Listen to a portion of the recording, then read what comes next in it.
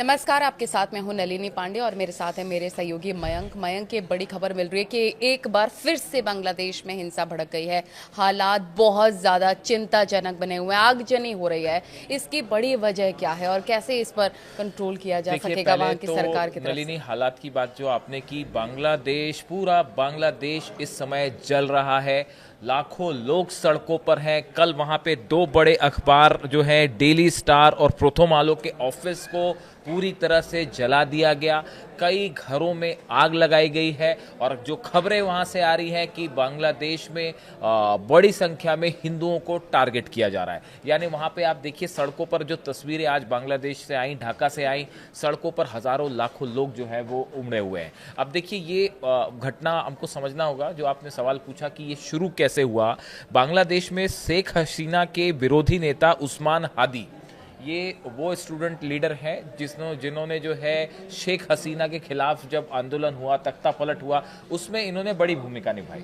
और इनको जो है वो पिछले फ्राइडे को गोली लग गई थी, गोली मार दी गई थी। उसके बाद इनकी अभी 2 दिन पहले जो है वो मौत हो जाती है। और इनकी मौत होने के बाद पूरे बांग्लादेश में जबरदस्त हिंसा फैल गई।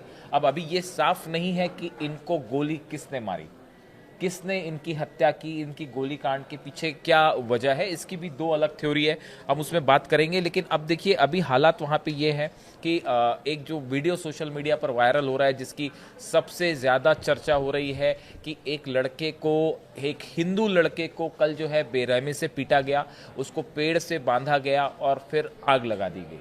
इसके बाद जो है ये वीडियो सोशल मीडिया में जैसे ही वायरल हुआ, न सिर्फ बांग्लादेश में बल्कि कई देशों में ये वीडियो तेजी से वायरल हुआ। उसके बाद बांग्लादेश में और हालात बिगड़ गए हैं और दोनों पक्ष आमने सामने हैं। शेख हसीना के जो सपोर्टर्स हैं वो और अगेंस्ट जो है वो आमने सामने हैं। और कई जगह जो है वो चुन चुन के एक दूसरे के जो ठिकाने हैं वहाँ पे घरों में आग लगाई जा रही है, हिंसा हो रही है। अब देखिए, ये इस लेकिन पूरी वहाँ की सरकार क्या कर रही है? इतना कुछ बिगड़ गया, इतने हालात बहुत ज्यादा खराब हो गए, वहाँ की सरकार का क्या रुख है इस अब पर? ये इसको लेकर देखिए, जो आपने सवाल किया कि मोहम्मद यूनुस की जो अंतरिम सरकार है उसकी तरफ से ये पूरे हालात जो है बांग्लादेश को लेकर, उसमें उनका जो बयान सामने आया है, वहाँ की सरकार ये कह रही है।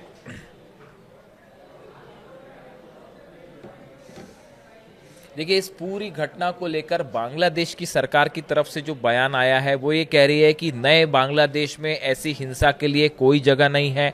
बांग्लादेश ने कहा है कि इस अपराध में शामिल किसी को भी बख्शा नहीं जाएगा। देश में हिंसा, आगजनी और डर फैलाने की घटनाएं कुछ अलग थलग आतंकवादी तत्वों द्वारा अंजाम दी जा रही। ये बांग्लादेश की सरकार ने एक फेस सेविंग की कोशिश की है कि जो है ये आरोप लगाए कि कुछ अराजक तत्व इस तरह की हिंसा कर रहे हैं, इसमें नए बांग्लादेश में इसकी कोई जगह नहीं है। लेकिन देखिए नलिनी, हकीकत यह है कि वहां की सरकार एक प्रकार से पैरालाइज है और जब भी इस तरह की हिंसा होती है सड़कों पर, तो ये बांग्लादेश की सरकार की कमजोरी साफ उभर कर सामने आ जाती है कि वो ऐसी हालात से निपटने में पूरी तरह से असमर्थ है।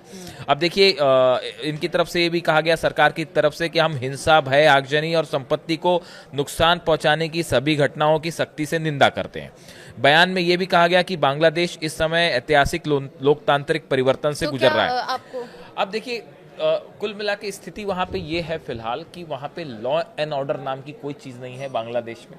और ज़बरदस्त अराजक हिंसाएं हो रही हैं, घरों में आग लगाई जा रही है, लोगों को चुन चुन कर टारगेट किया जा रहा है, हिंदुओं को निशाना बनाया जा रहा है। दोनों पक्ष जो है वो आमने सामने है, शेख हसीना के सपोर्टर और अगेंस्ट। और फिलहाल जो है वहाँ पे एक ऐसे हालात है जैसे गृह युद्ध वाले हालात होते हैं। तो क्या ये जो हालात बने हैं, जो हिंसा भड़की है, उसके पीछे क्या पाकिस्तान की खुफिया एजेंसी आईएसआई का भी हाथ हो सकता है, जैसे दावे किए जा रहे हैं वहां से? ये एक बड़ा सवाल है। इसको लेकर तमाम एक्सपर्ट्स ने अपनी राय रखी है। कुछ लोगों का ये भी कहना है, इस तरह की बातें भी हो रही हैं कि बांग्लादेश में एक बार फिर तख्ता पलट की कोशिश हो रही है और हो सकता है यूनुस की अंतरिम सरकार जो है उनको हटा दिया जाए।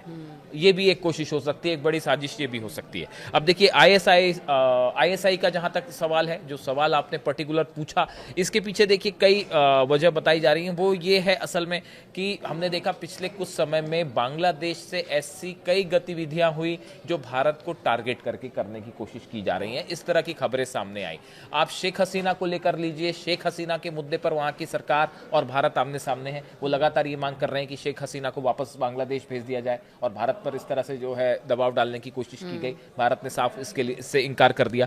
अब देखिए, इन हालात में कुछ भारतीय एक्सपर्ट्स का मानना है कि ये जो नेता है जिनकी हत्या की गई और जिसके उस्मान हादी जो है, उस्मान हादी की जिस तरह से हत्या हुई, इसके पीछे कौन है, ये एक बड़ा सवाल है कि उस्मान हादी को किसने गोली मारी। अब देखिए, इसमें दो बातें निकल के सामने आ रही हैं, दो थ्योरीज निकल के, हाँ, और क्यों मारी, दो बातें निकल के आ रही हैं। एक तो ये कहा जा रहा है कि क्या यूनुस सरकार के जो सपोर्टर्स हैं उन्होंने ही उस्मान हादी की हत्या कर दी ताकि जो है वो अगले साल जो इलेक्शंस होने हैं वो इलेक्शन टल जाए। बिल्कुल, और क्या या ये एक साजिश थी, एक बड़ा एक जो है वो प्लॉट था जिसमें उस्मान हादी की हत्या की गई और खुद ही के लोगों ने जो है वो हत्या करवा दी कि मोहम्मद यूनुस को फायदा मिल सके, हाँ बिल्कुल, इस तरह की एक बात जो सामने निकल के आ रही है। दूसरा जो है, कुछ भारतीय एक्सपर्ट्स का मानना है कि इस हत्याकांड में बिना जांच के जिस तरह से आरोप लगाए गए, यानी आपको पहले जांच करनी चाहिए थी इस हत्याकांड की कि ये इस हत्या के पीछे कौन है।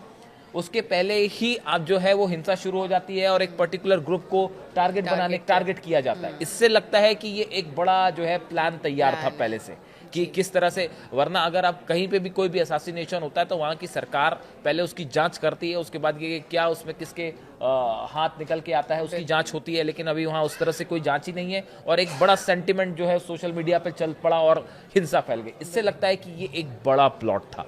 लेकिन देखिए, जिस तरह से बांग्लादेश में हिंसा हो रही है, हिंदुओं को टारगेट किया गया, उससे एक बड़ा गुस्सा देखा जा रहा है। वहां पे सरकार के खिलाफ भी गुस्सा है कि जो है वो हालात को नियंत्रण नहीं कर पा रहे। लॉ एंड ऑर्डर नाम की कोई चीज नहीं है। पूरे बांग्लादेश में जबरदस्त उथल पुथल मची हुई है और अगले एक दो दिन बड़े अहम है। ये देखने वाली बात होगी कि वहां पे ये हिंसा जो है ये क्या इसी तरह से बरकरार रहती है या एक बड़ा परिवर्तन या फिर कोई परिवर्तन की तरफ मामला आगे बढ़ता है। इस पर नजर रहेगी। अपडेट लगातार दर्शकों तक पहुंचाएंगे।